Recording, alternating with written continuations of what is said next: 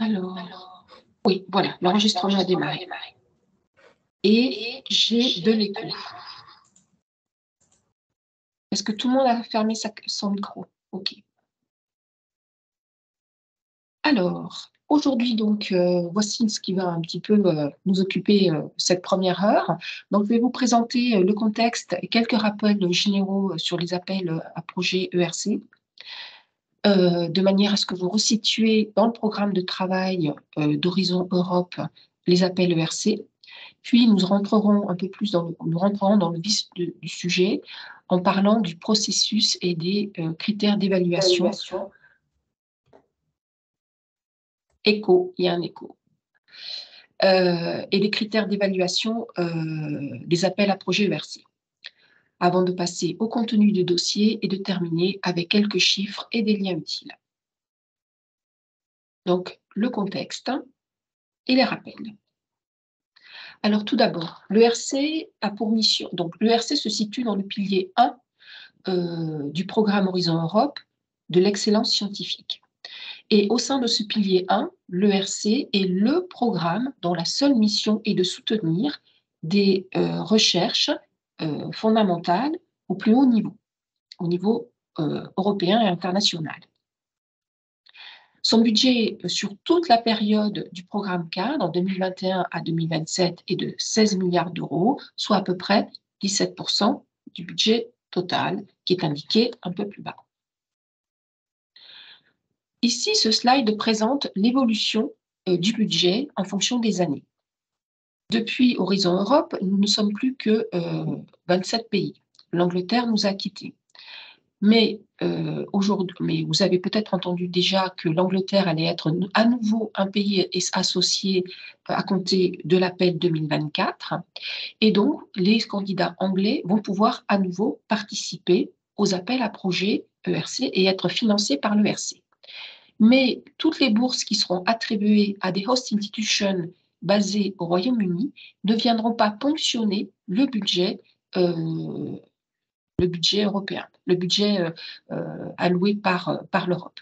Les États associés financent en fait toutes les bourses qui leur sont attribuées par le mécanisme de sélection de l'ERC. Alors, d'abord, l'ERC, c'est quoi? C'est pour qui?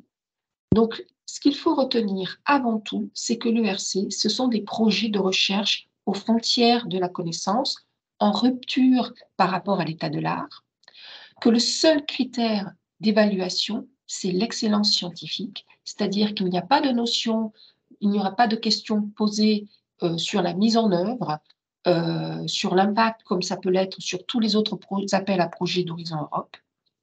L'évaluation scientifique est assurée uniquement par les pairs, donc d'autres scientifiques. Il n'y a pas de personnes ayant des profils non scientifiques qui interviennent dans l'évaluation. Ce sont des projets qui vont être portés pour les projets monobénéficiaires par un chercheur, le Principal Investigator ou PI, et qui va vous permettre d'avoir un projet ambitieux financé de manière conséquente pendant 5 ans et qui vous est attribué à vous en tant que chercheur et donc qui vous permet d'avoir qui vous permet une portabilité partout en Europe. Vous pouvez quitter l'institution dans laquelle vous êtes si vous pensez que c'est opportun. C'est également un appel blanc, c'est-à-dire qu'il va être ouvert à toutes les disciplines. Enfin, être lauréat ERC va vous permettre d'avoir pendant 5 ans de l'indépendance pour mener à bien un projet de recherche ambitieux et en rupture. Ça va aussi vous conférer une grande visibilité, une reconnaissance par vos pairs. Ce sont donc des appels blancs, donc il faut les évaluer et l'ERC s'est organisé de manière à pouvoir évaluer tous les projets scientifiques qui lui sont présentés. Elle a d'abord divisé les champs scientifiques en 3 domaines, donc sciences de la vie, humanité et sciences physiques et ingénierie. Et au sein de ces domaines, elle a encore subdivisé ces domaines par panel. Donc le panel, c'est cette structure-là, PE1, mathématiques, ou SH8, Study of Culture and Arts. Les panels peuvent évaluer d'un programme de travail à l'autre. Donc, il faut toujours consulter le programme de travail, à la fois pour voir si par hasard, c'est pas courant, mais actuellement ça bouge assez, il y a des panels en plus qui vous seraient plus adaptés, mais aussi on ne va pas tarder à voir qu'au sein des panels, il y a des mots-clés qui eux aussi peuvent évoluer. Par exemple, là, on vous a on vous a mis comme exemple le nouveau panel SH8. Donc, SH8, son périmètre scientifique, c'est donc l'étude des cultures et des arts, avec des premiers mots-clés chapeaux qui sont indiqués, qui vous donnent un peu l'esprit dans lequel se situe ce panel. Et ensuite, afin de déterminer le périmètre scientifique du panel, vous avez des mots-clés. Vous pouvez dire que vous êtes concerné uniquement par le panel SH8_2, mais en fait, si votre projet rentre totalement dans ce panel, ça veut dire que vous êtes rattaché au panel SH8 et pas au panel SH8_2. Vous pouvez également avoir un mot-clé ici sur ce panel, peut-être un deuxième mot-clé dans ce panel, et puis d'autres mots-clés qui peuvent venir de n'importe quels autres panels proposés. Il y a un ordre de classement qui est important et on l'évoquera un peu plus tard dans la présentation.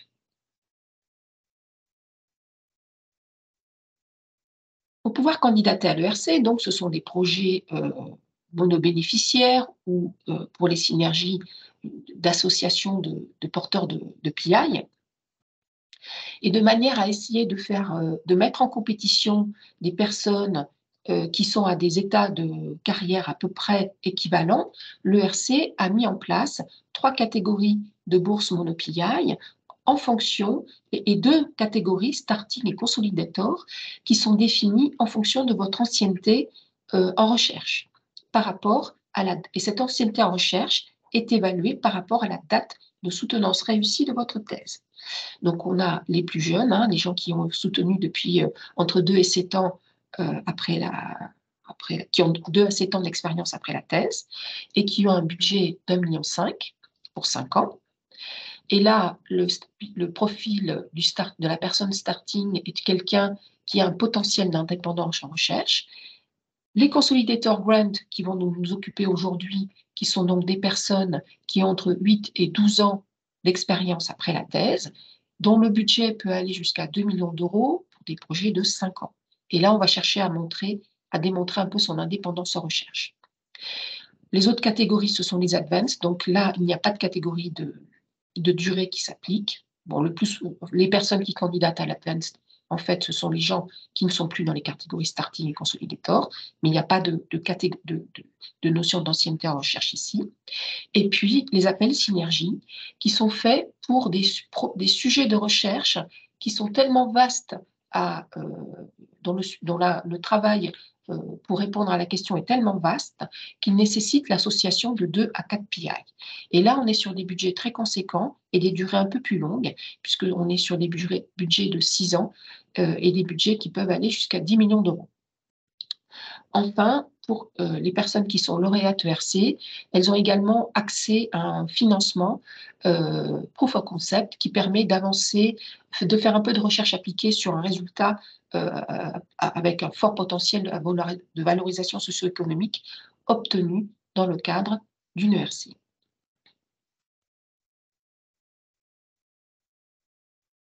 Donc, on va faire un focus sur les bourses ERC Consolidator. L'ERC, je vais l'insister à plusieurs reprises pendant la présentation, c'est avant tout des projets. C'est avant tout des projets, et ensuite on parle des personnes.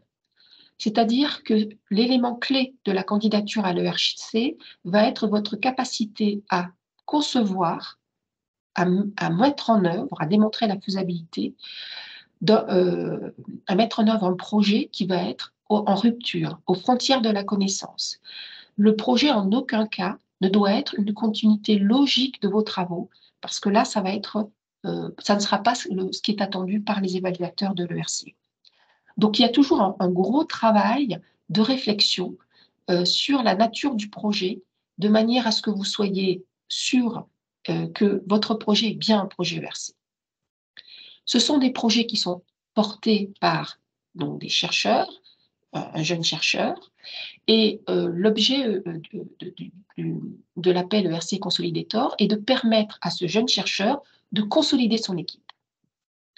On parle de bourse individuelle, on parle de un PI, mais quand vous allez faire un projet ERC, ça ne va pas être un projet différent des autres. C'est-à-dire que si vous avez besoin de faire appel à des expertises ponctuelles de collègues, il n'y a pas de souci, vous pouvez faire appel à d'autres personnes qui vont intervenir sur votre projet ERC. L'élément clé, c'est que le projet, l'hypothèse est vraiment centrée sur votre profil scientifique, c'est vous qui allez la porter. Le projet ERC doit porter votre vision scientifique d'un projet, et les autres personnes qui seraient amenées éventuellement à travailler avec vous vont apporter leur expertise sur des aspects connexes ou alors vont vous permettre, par exemple, d'avoir accès à des terrains dont vous n'auriez pas accès sans eux. Le budget pour 5 ans est de 2 millions d'euros, mais vous pouvez bénéficier de financements supplémentaires assez conséquents, hein. Ça peut aller jusqu'à 1 million d'euros.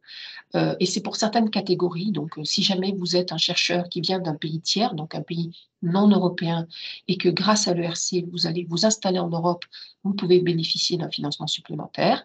De même pour l'achat de très gros équipements ou l'accès à de grandes infrastructures ou des missions sur le terrain.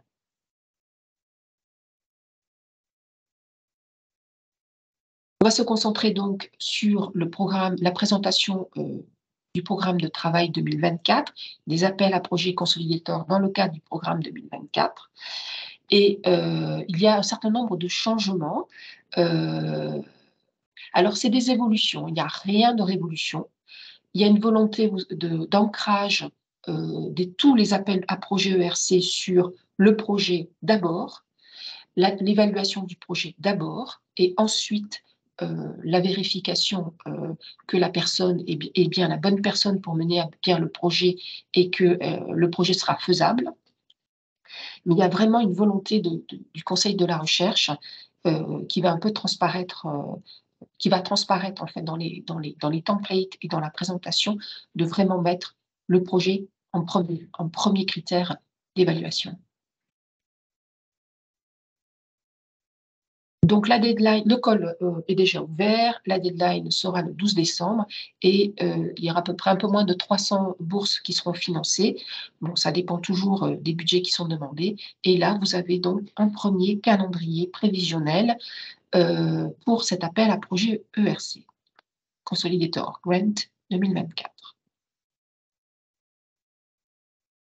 Les critères d'éligibilité, donc j'ai mentionné un peu avant que les starting et les consolidators avaient des critères d'éligibilité liés à l'ancienneté par rapport à la date de soutenance réussie de la thèse. Donc c'est bien le diplôme de doctorat et la date de soutenance de celui-ci qui compte. Donc les dates fenêtres, les dates butoirs pour ce call sont le 1er janvier 2012 et le 31 décembre 2016.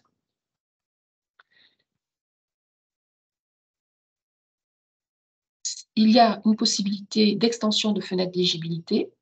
Alors, ces extensions de fenêtres d'éligibilité sont assez strictes, c'est-à-dire qu'il faut rentrer dans les catégories qui ont été définies par l'ERC.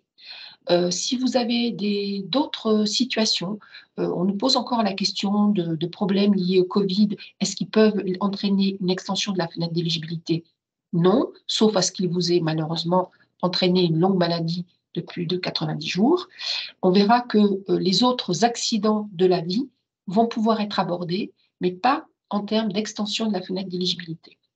Donc, tous les items qui sont présentés ici, naissance, les interruptions pour longue maladie, les services nationaux ou les formations cliniques, etc., doivent être documentés par des actes de naissance, par des arrêts maladie, par tout document émis qui permet de certifier que l'événement a eu lieu.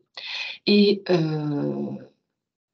une petite information par rapport aux appels précédents, il y a également, donc ça, ces documents sont à télécharger en ligne sur le site le site de soumission, et il y a un petit document à fournir supplémentaire dont on va parler dans quelques instants.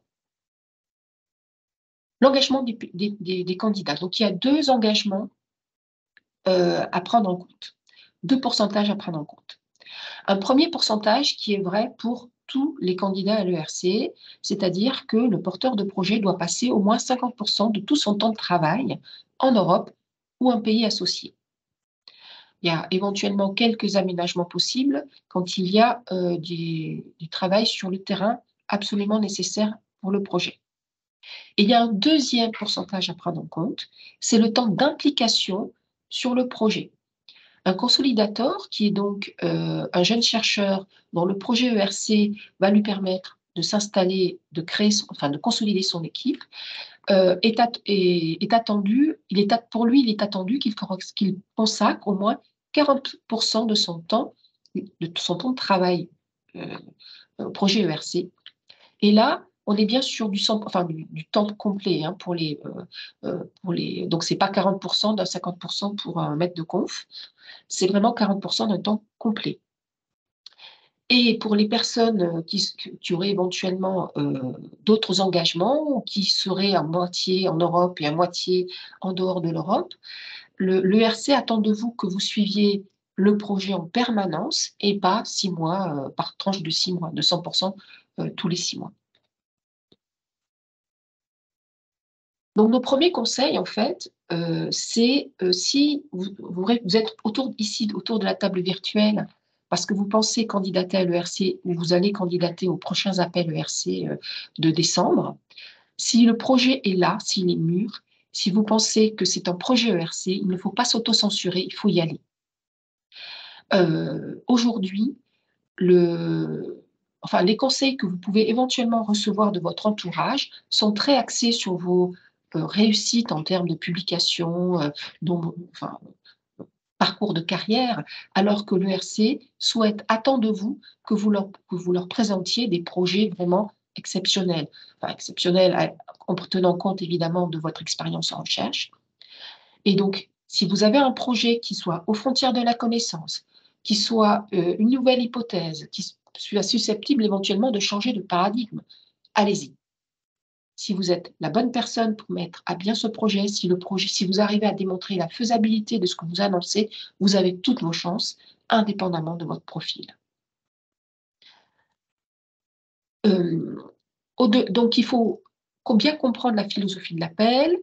Donc, je vous inviterai à plusieurs reprises à lire tous les documents associés, programme de travail, guide du candidat et guide de l'évaluateur, qui vous permettent de bien comprendre ce qui est attendu par les évaluateurs et par l'ERC.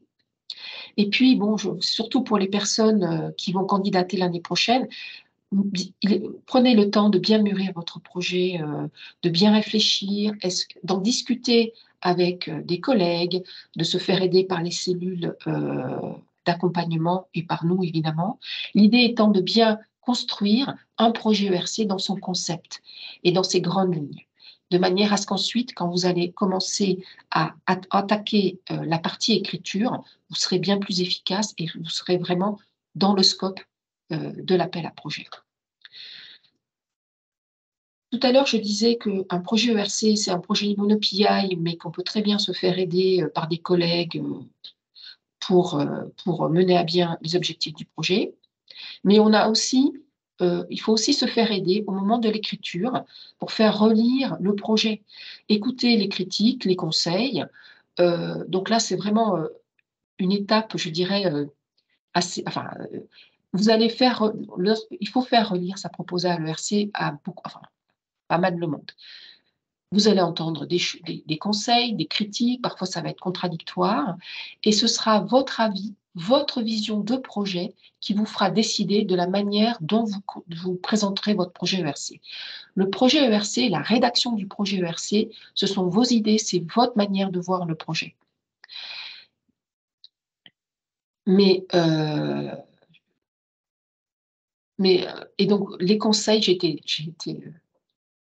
déstabilisée par le pop-up.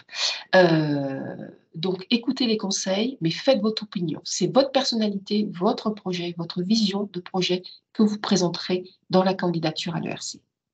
Alors, il y a bien sûr un certain formalisme hein, qui est lié à tous les appels à projets européens. Il faut respecter les consignes, les dates limites, les nombres de pages limites, la taille, etc. Et puis, on verra également vers la fin qu'il ne faut pas hésiter à y aller. Si ça ne passe pas la première fois, la deuxième fois sera beaucoup plus de chances de passer. Les taux de succès pour les personnes qui recandidatent sont meilleurs que pour les gens les gens qui candidatent la première fois. On va passer maintenant au processus d'évaluation et aux critères d'évaluation qui sont vraiment essentiels pour bien comprendre ce qui est attendu sur le fond, mais aussi sur la forme, vous allez voir. Donc, vous allez déposer un projet complet le 12 décembre. Il y a une soumission unique. Tout doit être déposé, mis à disposition des évaluateurs et de l'agence ERC le 12 décembre. Mais l'évaluation va se faire en 2 étapes. Donc, vous soumettez le 12 décembre, il va y avoir une première activité au sein de l'agence qui va être la vérification de l'éligibilité. Donc là, en particulier, ça va être l'éligibilité, vérifier que la Host Institution Letter est là et est signée par les bonnes personnes, vérifier que le diplôme est là et qu'il mentionne la date de soutenance réussie. Si ce n'est pas le cas, il faudra rajouter un document, sinon il vous sera réclamé ultérieurement.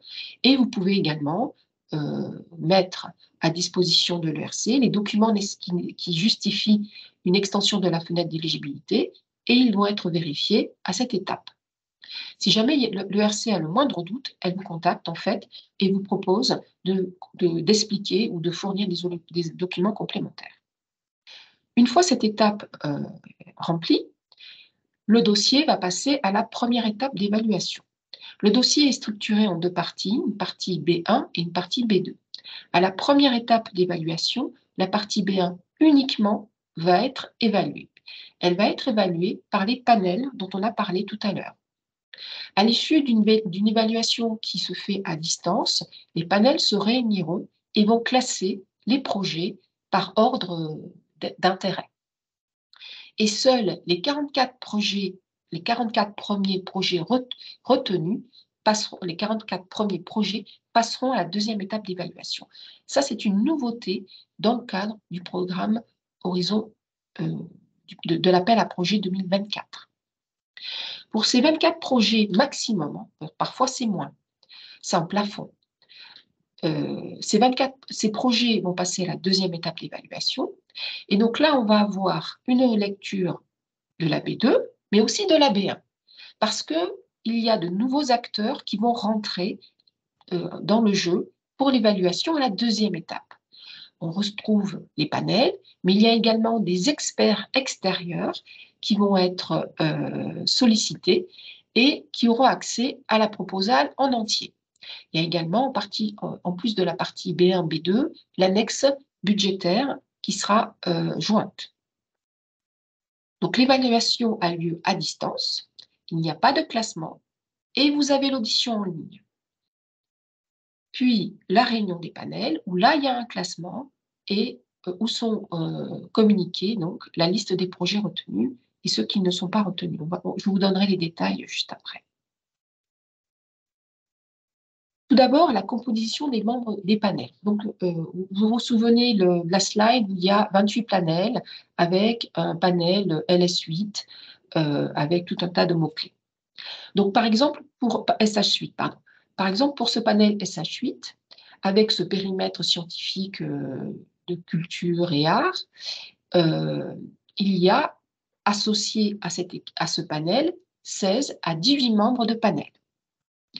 Ils vont couvrir tout le périmètre scientifique qui est défini par tous les mots-clés que vous avez vus en dessous du titre du panel. Donc, chaque panel couvre un domaine disciplinaire assez large, ce qui fait qu'un membre de panel ne peut pas être spécialiste de plusieurs domaines. Le panel chair va chercher à avoir, grâce à ses membres de panel, des personnes qui couvrent tout le champ du panel.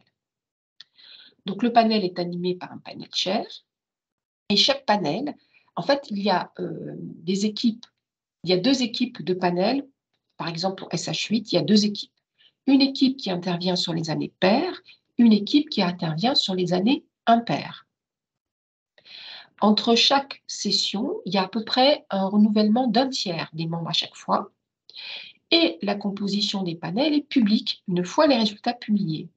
Ce qui fait qu'on peut essayer de deviner quelles seront les personnes qui seront là.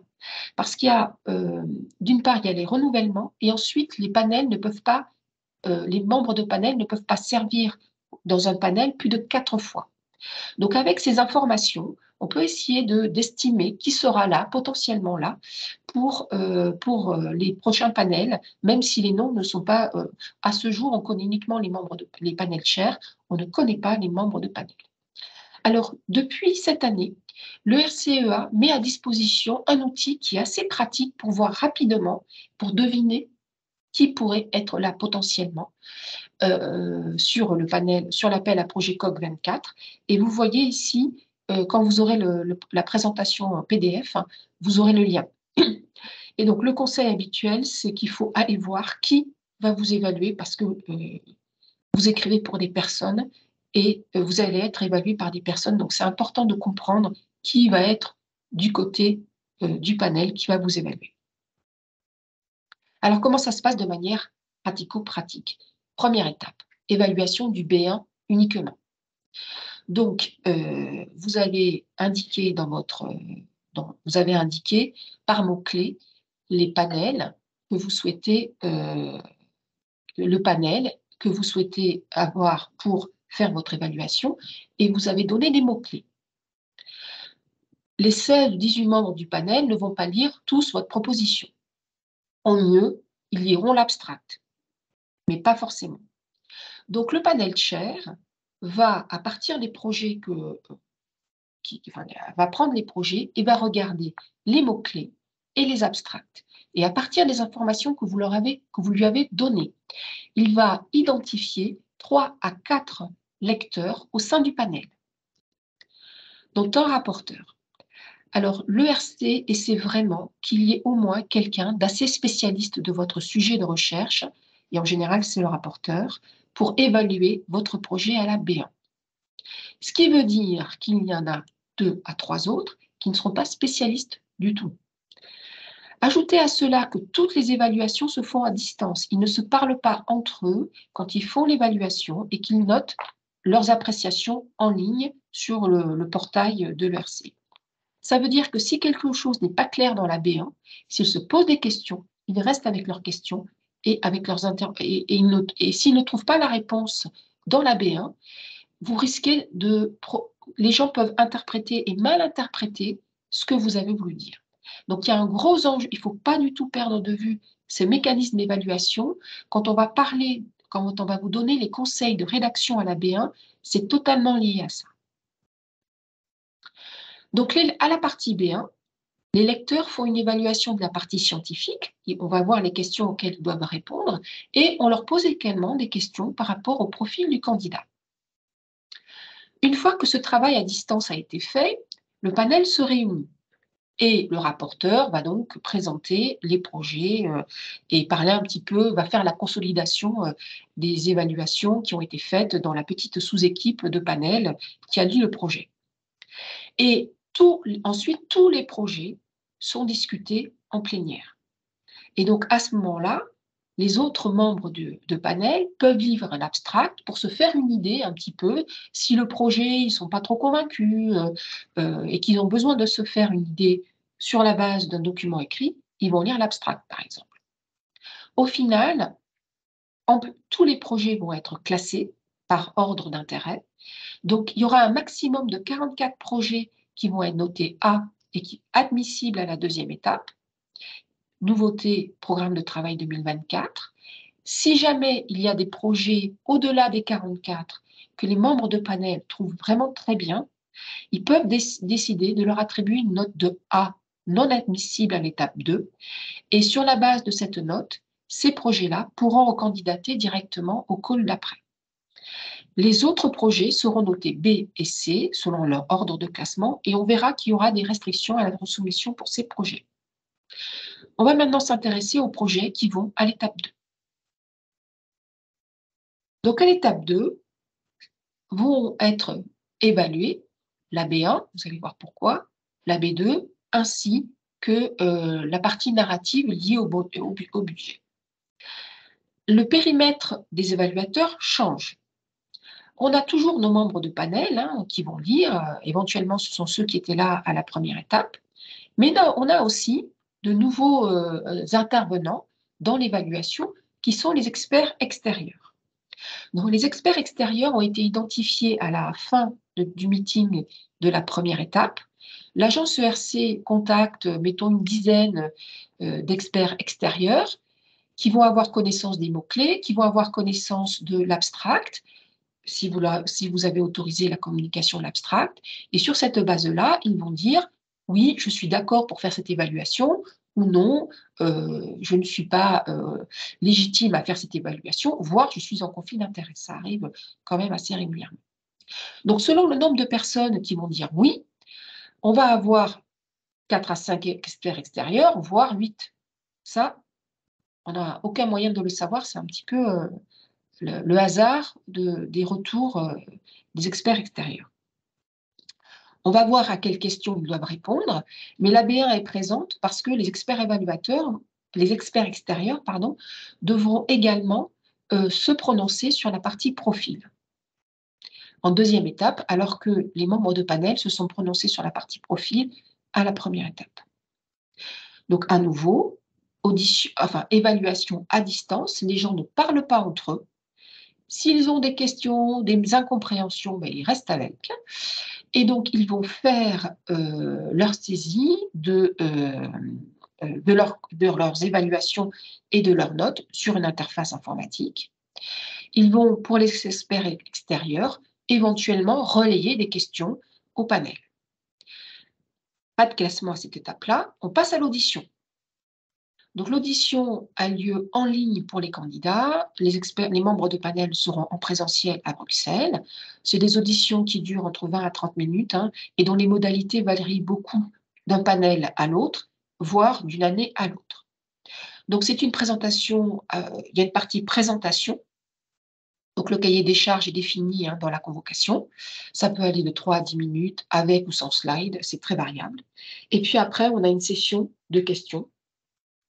Donc, des questions qui peuvent émaner du panel, voire des évaluateurs externes.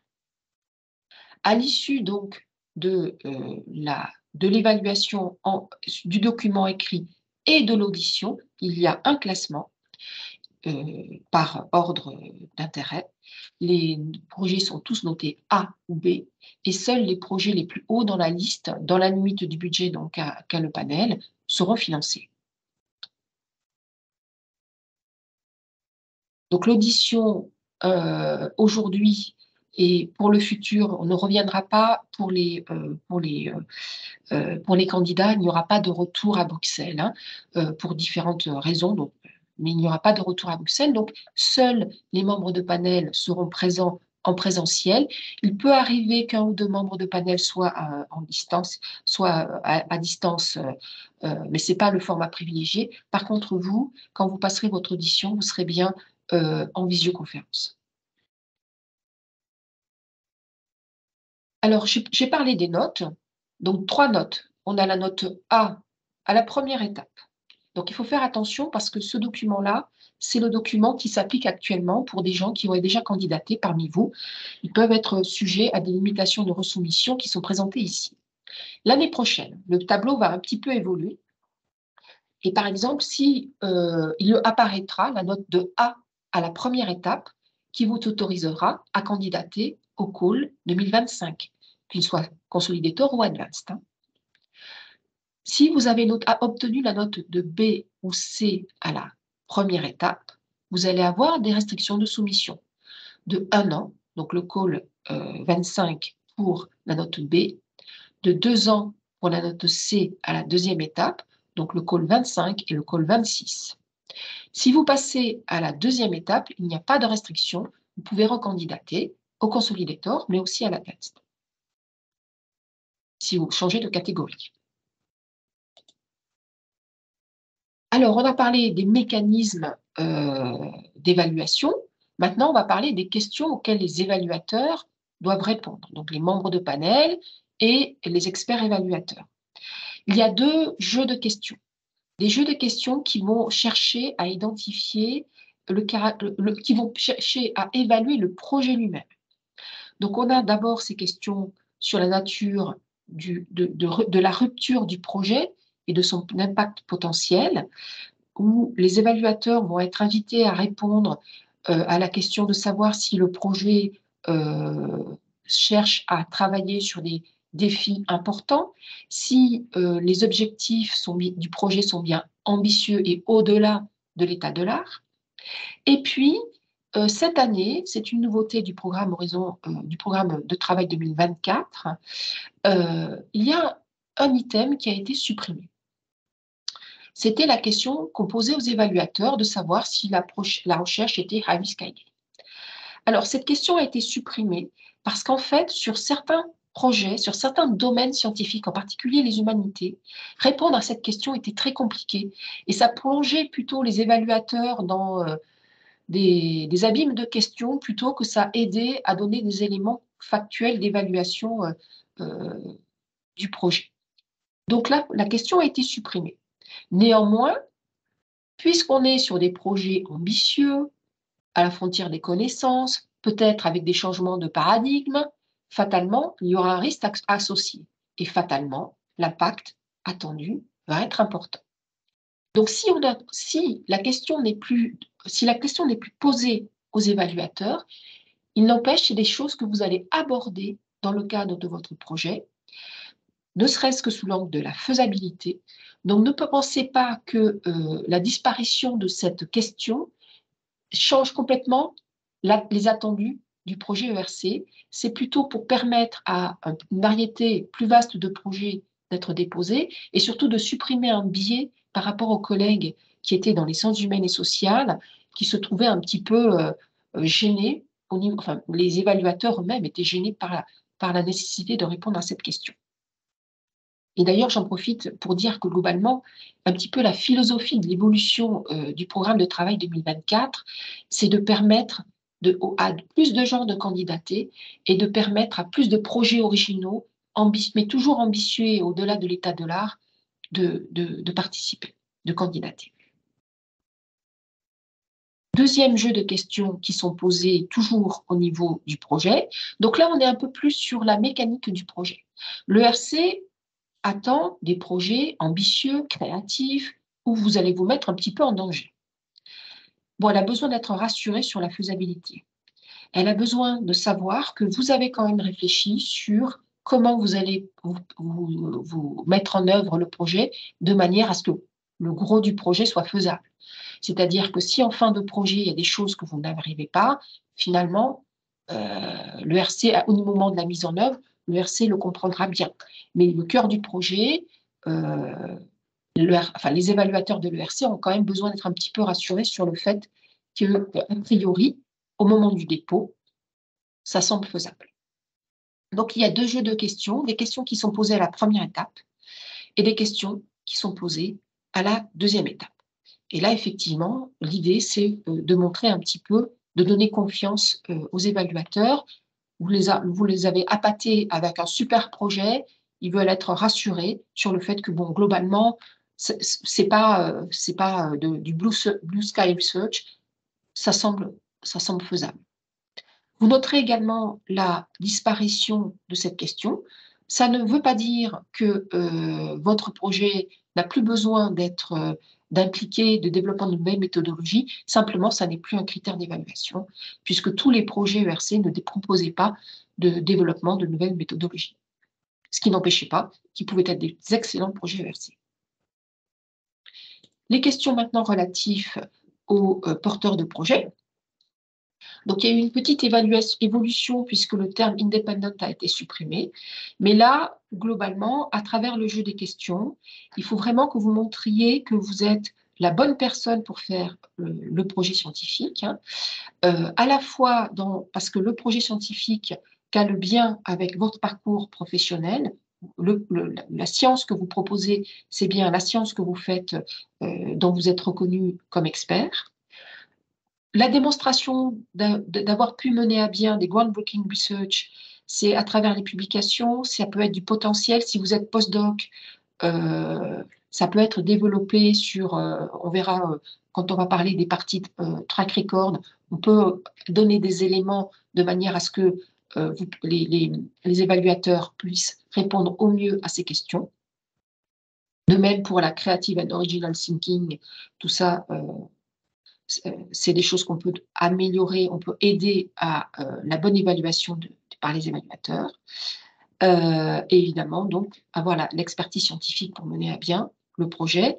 N'oubliez pas que le parcours profil, OK, c'est important, mais le cœur de l'évaluation, ce qui va être demandé aux évaluateurs, ça a été encore rappelé dans une communication récente du conseil scientifique, c'est bien des projets en rupture, des projets aux frontières de la connaissance, des projets qui permettent vraiment de toucher des sujets qui n'avaient pas été touchés auparavant. Donc, mettez en lumière vos atouts scientifiques, votre indépendance intellectuelle et votre créativité. On va parler tout à l'heure, on va vous donner quelques conseils pour répondre, pour traiter au mieux ces aspects-là. Donc, les questions préliminaires, je vais aller un peu rapidement. Donc, d'avant tout, c'est le projet. Je vais me répéter, ça va être un petit peu mon fil rouge. Est-ce que j'ai un projet qui est vraiment, qui touche un verrou scientifique qui n'a pas pu être levé auparavant, soit parce que vous avez accès à une nouvelle méthodologie, soit parce que vous allez importer des connaissances d'une autre thématique qui vont vous permettre de toucher le sujet, soit parce que vous avez accès à un terrain, à des ressources documentaires qui n'existaient pas et qui vont vous permettre de travailler sur des sujets complètement nouveaux. N'oubliez pas que le risque est toujours sous-jacent parce que vous allez vous mettre un peu en danger, hein. C'est pas forcément la question de recherche n'est pas, nécessite beaucoup de travail, tout n'est pas évident. Vous allez vous mettre un petit peu en danger. Il va y avoir un petit peu de risque. Donc là, globalement, il faudra le traiter dans le projet et là, sous l'angle de la faisabilité et de rassurer les évaluateurs sur le fait que vous avez bien compris, bien maîtrisé tous les différents aspects de votre projet. Et donc ensuite, tout ce qui est méthodologie, étapes, stratégie de mise en œuvre du projet, tout ça, c'est des éléments qui démontrent que le projet est faisable. Il y aura des risques, tout ne sera pas atteint, ça n'est pas un problème, mais qu'au moins, au moment où vous déposez, vous avez une vision très claire de la manière dont vous allez mener le projet à bien. Donc pour vous-même, vous allez chercher à montrer un petit peu votre place par rapport dans votre domaine. Il faut vraiment que vous arriviez à montrer à travers vos publications, vos conférences invitées, que vous êtes la bonne personne pour mener le projet en bien. Et puis si vous avez eu par le passé à manager des projets, c'est toujours positif, mais enfin régulièrement, des gens qui ont eu que des postdocs auparavant et donc qui n'ont pas été forcément en situation de gérer des gros projets, obtiennent des ERC. Donc tout ça, c'est des items, c'est plutôt des idées pour discuter, de savoir ce que vous allez mettre en avant dans la partie profil. Il y a rien de rédhibitoire. La seule chose qui pourrait être rédhibitoire, c'est que votre projet ne soit pas un projet ERC. On va maintenant commencer à attaquer les aspects plus pratico-pratiques de la candidature. Je n'ai pas fait attention à l'heure, hein, Rosa, je viens de voir l'heure. Alors, les documents, alors la soumission du projet, je vais aller un poil plus vite, excusez-moi. Donc, on a les parties B1 et B2, dont on a déjà parlé. Mais il y a d'autres parties, des parties qui sont en ligne, qu'on appelle les parties A, que vous saisissez en ligne sur le portail du participant, en particulier dans la section General Information, l'abstract et tous les mots-clés, en particulier le budget, en particulier les questions éthiques. En annexe, vous devrez impérativement mettre la lettre de la House Institution. De toute manière, si vous ne l'avez pas, vous ne pourrez pas s'y mettre. Le diplôme du doctorat et d'autres documents supplémentaires. Alors, la partie A, donc, proposal title, keywords, abstract. C'est vous-même qui allez choisir indirectement vos membres de panel, hein. N'oubliez pas, donc soyez vigilants au choix du panel, bien évidemment, au choix des keywords, c'est stratégique. Bon, quelques informations administratives, le budget et donc l'éthique, ça je me répète. Donc une petite nouveauté du programme de travail 2024 et qui est présent dans le guide du déposant, c'est la toute dernière annexe, il y a maintenant un petit formulaire pour demander les fenêtres d'extension d'éligibilité. Donc là, globalement, vous dites que vous demandez, par exemple, une extension d'éligibilité au titre d'une naissance, hein, que vous soyez papa ou maman. Vous dites le nombre de jours, vous indiquez le nombre de jours d'extension que vous demandez, et ceci est à joindre au document, donc l'acte de naissance ou le congé, l'arrêt l'arrêt pour le congé de paternité. Donc pour tous ces aspects qui sont assez administratifs et en particulier pour le budget, il faut impérativement vous faire aider par votre cellule d'accompagnement. C'est également elle qui va s'occuper de faire signer la lettre, hein. Donc contactez-la. Si vous candidatez en décembre, il faut que vous l'ayez déjà contactée ou que vous la contactiez très rapidement. Les questions éthiques, donc ça, c'est des choses importantes à garder en tête, parce qu'aucun projet ne sera financé tant que les questions éthiques ne sont pas résolues. Donc si vous avez des questions éthiques un petit peu touchy, ça vaut la peine de commencer à travailler sur les sujets dès le stade du montage, parce que sinon vous allez être... les projets ne seront pas financés si les questions éthiques ne sont pas résolues au moment de la négociation. Donc, il faut quand même que vous ayez validé certaines choses, que vous soyez certain que, OK, il y a peut-être des choses à faire après, mais que l'essentiel est acquis au moment du dépôt. Donc, une fois que vous aurez coché un aspect éthique, vous aurez un deuxième tableau à compléter et vous avez également la possibilité, au moment du dépôt, dans les annexes complémentaires, de joindre des documents, des autorisations que vous pouvez avoir. Bon, ça n'est pas obligatoire, hein, parce que les évaluateurs n'ont pas accès à ces documents-là. Ça permet de gagner du temps après si le projet est accepté. Donc, les documents à joindre, la lettre de la Constitution, elle est signée par un représentant légal de votre institution, président d'université, délégués régionaux CNRS, INRAE et INSERM, directeur d'école. Et ça, l'ERC le vérifie. Le diplôme. Si le diplôme n'indique pas la date de soutenance, il faudra rajouter un document de l'institution délivrant le diplôme donnant la date de soutenance réussie. Et donc, d'autres documents, donc ça peut être les extensions d'éligibilité, l'éthique et la sécurité. La partie scientifique, donc B1, B2. La partie scientifique est constituée d'un résumé qui est le même que celui que vous allez mettre dans la partie A, un extended synopsis de 5 pages et une section CV track record de 4 pages. Et une partie B2 de 14 pages. Aujourd'hui, nouveauté du programme de travail 2024, pour ceux qui verront des anciens projets, la Funding ID qui était dans la partie B1 a basculé dans la partie B2. Partie B1 évaluée à la première étape, partie B1 et B2 évaluée à l'étape 2. Donc la partie B1. Et là, toute la mécanique de l'évaluation revient. Vous allez vous adresser à un panel multidisciplinaire. À nouveau, quand la B1 va être lue, elle sera lue par 3 à 4 personnes, dont une seule personne sera spécialiste de votre domaine. Et ensuite, au moment de la discussion au sein du panel, on va encore plus élargir le champ des thématiques scientifiques. Et donc la difficulté, et c'est là en fait où se situe la difficulté majeure de la rédaction d'un ERC, c'est sur l'extended synopsis. Parce qu'en 5 pages, vous allez devoir présenter votre projet, bien faire comprendre aux personnes qui ne sont pas de votre domaine que le projet est bien ambitieux, en rupture. C'est peut-être totalement évident dans votre domaine particulier, mais c'est peut-être pas évident pour le domaine juste à côté du vôtre. Il faut donner des éléments démontrant je ne dirais pas démontrant la faisabilité parce qu'il n'y a pas trop de place, mais il faut convaincre le panel de la faisabilité du projet.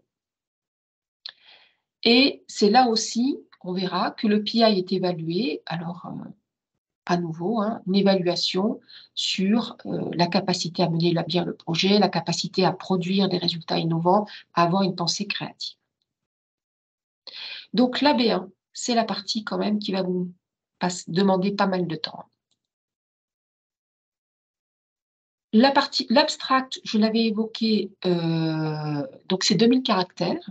C'est en général la première chose que lisent les panel members, mais aussi c'est la première chose que lisent les experts évaluateurs, puisque c'est sur la base de l'abstract qu'ils vont confirmer s'ils sont bien compétents pour évaluer la proposale. Donc ça, c'est vraiment une chose à retenir. Il faut que l'abstract présente bien l'aspect du projet, les grandes lignes du projet dans leur globalité. Et puis, il y a un style aussi. C'est un petit peu la porte d'entrée du projet ou la quatrième de couverture d'un livre. Il va lire le premier, et c'est un peu pareil aussi pour l'introduction de l'extended synopsis. Il faut donner envie. Il faut, à travers cette petite lecture, que globalement l'évaluateur se dise « Oula, c'est un super projet, j'ai hâte de lire le reste ». Mais aussi, ça doit présenter donc la vision d'ensemble concise du projet et mettre quelques éléments sur l'impact. Donc, c'est aussi un moment où il faut vraiment une chose sur laquelle il faut consacrer pas mal de temps. L'extended synopsis. Donc, on va avoir l'extended synopsis. En aucun cas, il faut considérer ça comme un résumé du projet parce que là, vous ne serez pas dans l'exercice.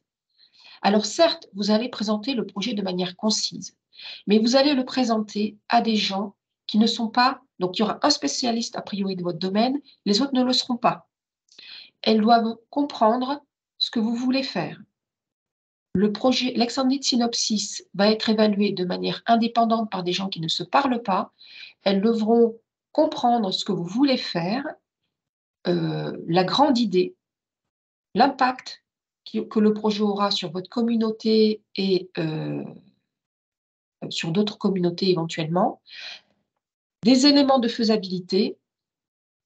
Je pense que Rosa, je ne peux pas lire ce que tu m'envoies. Et tout ça en 5 pages. Et avec un Excuse-moi, c'est style juste qui a pour te peu de dire temps. que c'est 11 heures. Désolée. Ouais, C'est 11 excusez-moi heures pour déjà. le retard que je prends. Donc, il y Désolée. a vraiment un gros challenge sur l'extended synopsis. Donc, comment on fait face à cette difficulté, puisqu'on n'écrit jamais qu'avec son cerveau, eh ben, on va faire relire. Il faut que dans votre entourage, vous fassiez relire cette EB1 par des gens qui vont jouer le rôle des experts évaluateurs, des non-experts et par vos pairs, idéalement par des lauréats. Et vous allez voir, selon les retours qu'ils vont vous faire, là où ça pêche. Et vraiment, pour la B1, la relecture, c'est quand même la clé de la réussite. Si vous écrivez Bon, alors évidemment, il y a toujours des gens brillants, mais pour nous tous, des gens normaux, la relecture, c'est quand même la clé du succès sur la B1. On va faire un petit focus sur le track record, parce que le track record, évidemment, c'est la partie track record a évolué, en fait. Et donc, on va un petit peu passer un peu de temps, désolé Rosa, sur la partie track record. Donc Non, aujourd'hui, justement, peut-être c'est vraiment les moments dans lesquels il faut passer un peu plus du temps. Merci. sur la partie track record, auparavant, elle était séparée en une partie CV, 2 pages, une partie track record, Early Achievement Track Record, 2 pages. Tout a été fusionné et la structure a un peu évolué. Donc, vous avez un template qui est structuré avec des détails personnels, les éléments de résultats de recherche et des résultats additionnels.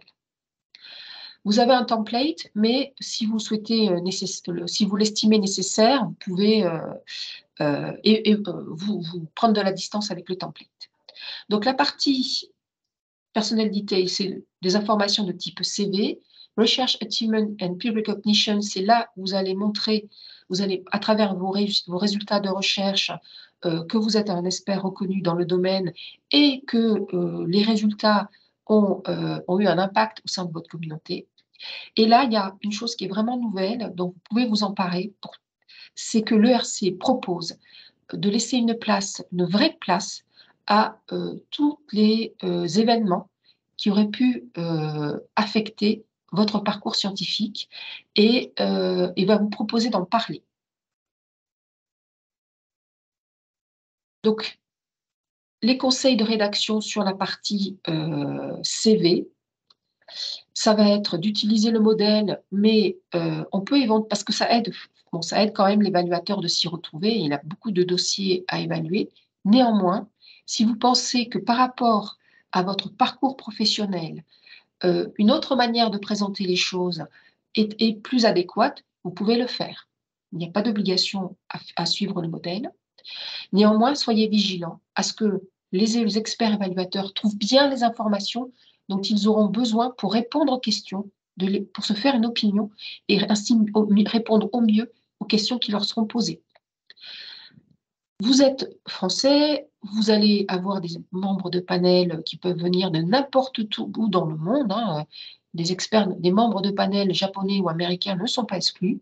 Donc n'oubliez pas d'expliquer tous les aspects un peu franco-français de la HDR, du mécanisme des grandes écoles, de Normal Sup, IUF, les concours ou les distinctions. Il faudra penser à expliquer un petit peu tous ces éléments-là. Et puis, notre conseil, c'est de réfléchir un peu à votre parcours professionnel, éventuellement, et même c'est un conseil que je donne, d'en discuter avec les personnes qui vous accompagnent au niveau de la cellule Europe, pour voir quels sont les éléments qui sont les plus intéressants à mettre en avant parmi tout ce que vous avez fait. Et c'est des choses que vous mettrez en avant et ça peut être des choses qui ne sont pas mentionnées dans le template. On a laissé, par exemple, l'encadrement, le devenir des doctorants, bien que c'est totalement disparu. Mais si vous pensez que c'est quelque chose qui dit des choses intéressantes de votre capacité à mener à bien un projet, n'hésitez pas à en parler. De même, si vous avez obtenu des financements, n'hésitez pas à en parler. A contrario, si vous avez été postdoc et puis vous n'avez pas été en situation d'encadrer ou d'avoir des projets en votre nom, vous n'en parlez pas, vous allez parler d'autre chose, ça ne sera pas rédhibitoire.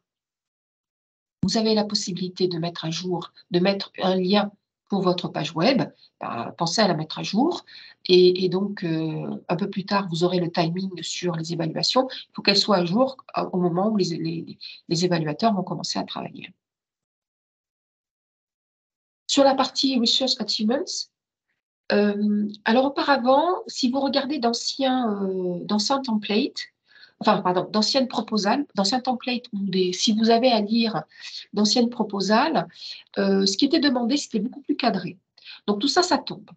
On vous demande de présenter 10 résultats de recherche, tout est ouvert, et on vous demande de choisir parmi ces résultats de recherche, si possible des récents, mais bon, comme vous êtes, pour votre catégorie de code, ils seront tous récents, qui vont permettre de montrer votre expertise dans le domaine. N'oubliez pas les questions auxquelles les évaluateurs vont devoir répondre à ce moment-là, c'est l'expertise scientifique et la capacité à mener à bien le projet, la démonstration des preuves de pensée originale et créative, et la capacité à mener à bien des recherches en rupture. Donc, ce sont les questions auxquelles ils vont répondre. Qu'est-ce que, par rapport à votre parcours professionnel, vous allez pouvoir mettre en avant? Donc, vous allez faire une analyse de ce que vous avez, de vos résultats, vous allez faire un choix et vous allez parler de ces choix aux évaluateurs. Pourquoi vous avez choisi de parler de tels résultats? Si c'est une publication où il y a beaucoup d'auteurs, quel a été votre apport dans cette publication? Vous pouvez donner quelques éléments d'impact, le facteur d'impact, sachant que le facteur d'impact de la revue n'est pas attendu, il ne sera pas pris en considération. Donc, réfléchissez bien par rapport aux questions qui vont être posées aux évaluateurs, qu'est-ce qui fait plus sens, qu'est-ce qui résonne le mieux avec ces questions? Vous faites votre choix et ensuite, ça ne suffit pas de mettre une liste sèche, vous allez mettre en plus des informations. Pourquoi vous avez choisi ces résultats? Qu'est-ce qu'ils montrent en termes donc de pensée originale?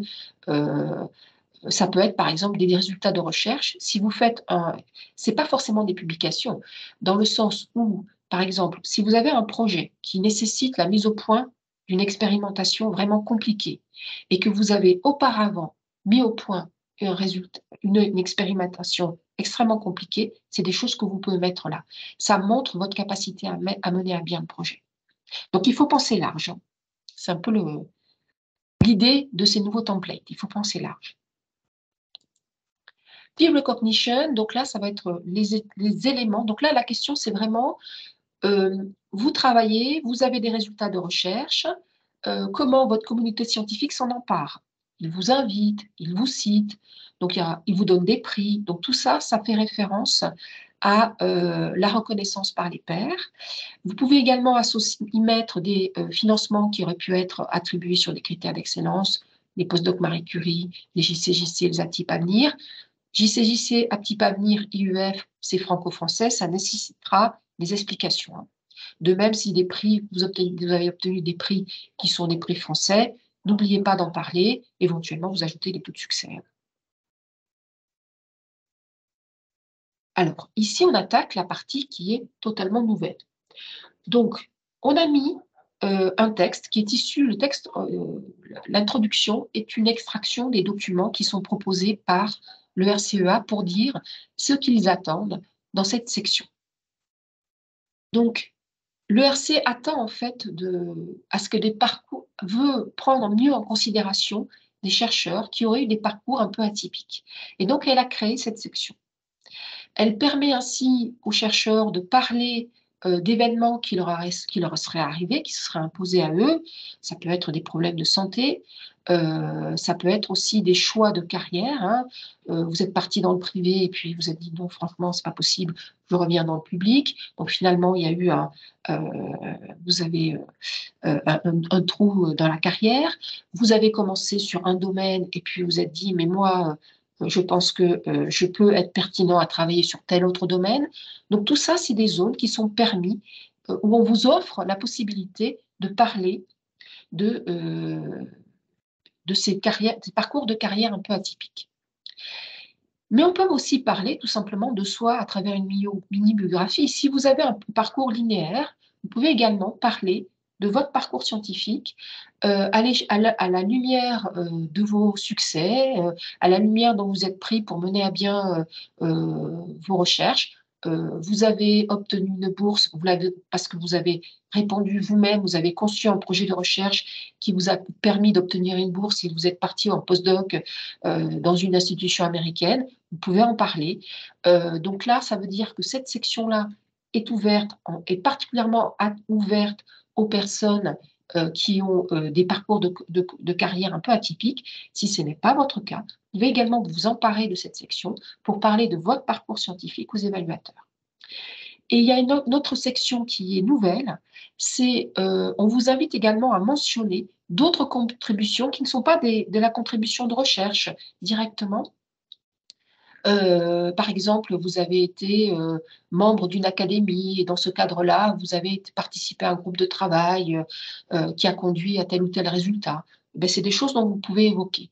Donc, vous voyez que c'est des choses qui concernent le secteur scientifique, la communauté scientifique plus large. Ça ne touche pas à du travail scientifique pur. Donc, c'est des choses qui permettent à l'évaluateur de mieux comprendre la globalité de votre implication dans le monde scientifique. On va attaquer maintenant la partie B2. La partie B2 est beaucoup plus classique. C'est un projet de recherche, comme vous avez l'habitude de le mener à bien, 14 pages. Aussi bien, alors, on ne l'a pas mentionné sur les slides, mais la bibliographie ne compte pas dans le compte des pages, dit 14 pages, dit des 5 pages de l'extended synopsis.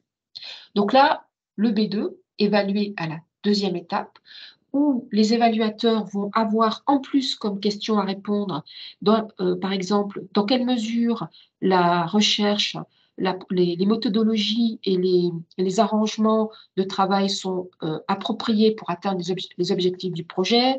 Une autre question qui va concerner l'implication du PI, les ressources nécessaires à mise à disposition du projet. Tout ça, c'est des questions qui viennent à l'étape 2. Et donc, vous allez donner dans la B2 tous les éléments nécessaires pour permettre la meilleure évaluation possible en lien avec ces questions. Donc la B2, vous allez vous allez structurer votre B2 comme c'est un peu l'habitude dans votre domaine de recherche habituel, hein. Si jamais vous êtes dans une niche et que globalement au sein du panel, vous pensez que la manière de présenter sera un peu différente, à ce moment-là, essayez d'adapter la structuration de votre présentation de B2 de manière à ce qu'il soit bien compris de tout le monde.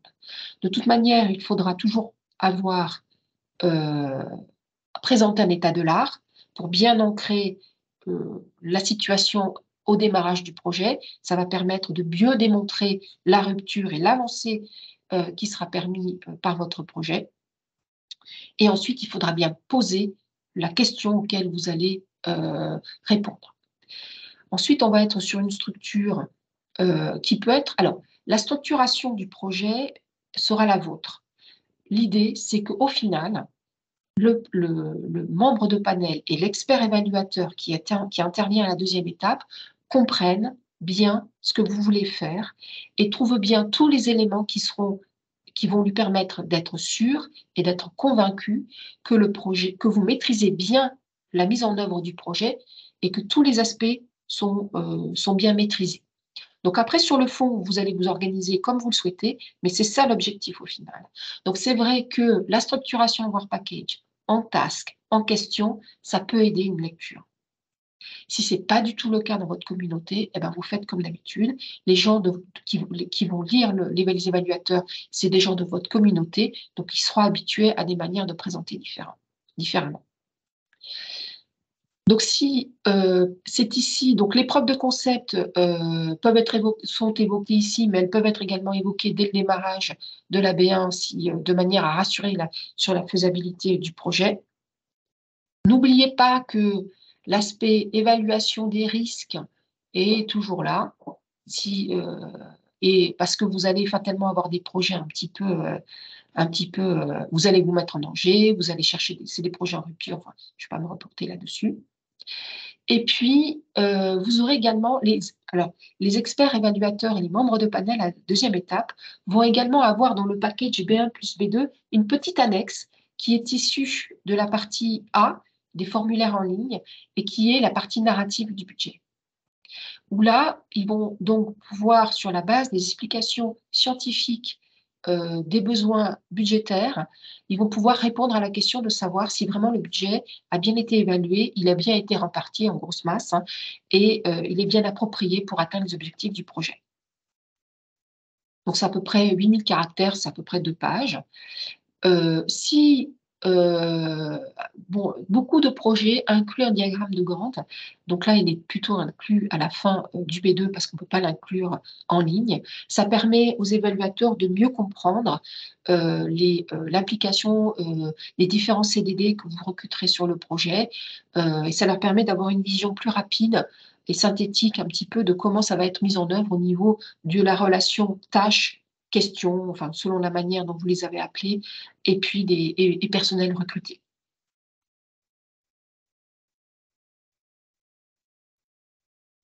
Donc, à la fin de la partie B2, vous avez maintenant la table dite de Funding ID. Donc, c'est en fait un tableau où vous êtes invité à déclarer les financements, excusez-moi, que vous avez déjà obtenus, qui sont en cours de réalisation, et ceux que vous avez soumis à la date, donc au 12 décembre, tous les projets que vous avez soumis et donc pour lesquels vous attendez les résultats.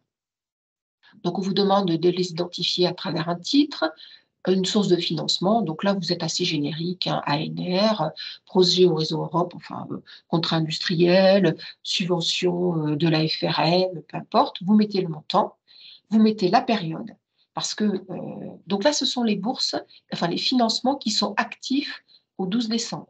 Ça veut dire qu'un certain nombre pourront être terminés à la fin, avant le démarrage du projet ERC en 2025 ou fin 2024. Vous mettrez votre rôle, donc là, correspondant, coordinateur, ce que vous souhaitez. Et la partie importante, c'est celle-ci. C'est la relation avec l'ERC. Parce qu'en fait, ce tableau, il sert avant tout à permettre aux évaluateurs de s'assurer que certaines activités du projet ERC n'ont pas obtenu des financements extérieurs. Ils veulent absolument éviter tout ce qui est double financement et c'est cette analyse qu'on va vous demander de faire. Donc, l'analyse va se faire à travers les activités menées dans le cadre des projets. Donc là, vous avez un projet ANR avec un certain nombre d'activités. Est-ce que certaines activités sont identiques à celles du projet ERC? Alors, si c'est oui, il y a un problème d'overlap. Et s'il y a un overlap, il va falloir dire ce que vous envisagez de faire en cas de succès de l'ERC. Donc, soit vous abandonnez l'ANR, soit vous réorientez les travaux de l'ANR, soit vous confiez la réalisation de l'ANR à quelqu'un d'autre. Enfin, il va falloir trouver des éléments, enfin, il faudra argumenter sur ce qui arrivera sur ce projet-là si jamais l'ERC est financé. Si jamais c'est une ANR JCJC, bon, ben là, le recouvrement n'est pas possible. Donc, éventuellement, ce que vous pouvez faire, si l'ANR JCJC est plutôt en fin de course et que l'ERC peut être retardé, vous pouvez vous arranger, essayer de négocier avec l'ERC de manière à ce que l'ANR JCJC se termine et qu'ensuite vous démarriez l'ERC. Donc, c'est le même exercice que vous ferez pour les financements demandés. Alors, l'audition, donc c'est la dernière étape à franchir. Donc, après l'évaluation de la partie B1 et B2 à la deuxième étape, donc l'évaluation écrite aura eu lieu, les évaluations ont été transmises à l'ERC et les experts extérieurs auront transmis leurs questions au panel, qui choisiront de les prendre ou pas.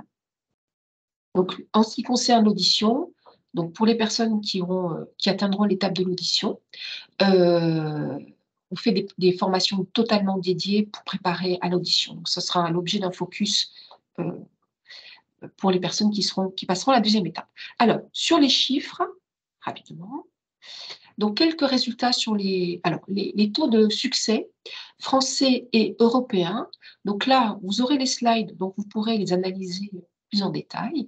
Donc, globalement, les taux de succès sur la partie 2015 à 2021, les taux de succès français sont sensiblement équivalents, légèrement meilleurs aux taux européens. Il y a un pic ici qui est un petit peu en dehors de la norme, hein, enfin, et c'est vrai aussi au niveau, enfin en dehors de la moyenne, et c'est vrai aussi pour les résultats, les taux de succès européens, c'est en fait lié à une diminution du nombre de candidatures. Il y a eu à peu près 16% de candidatures en moins en 2022.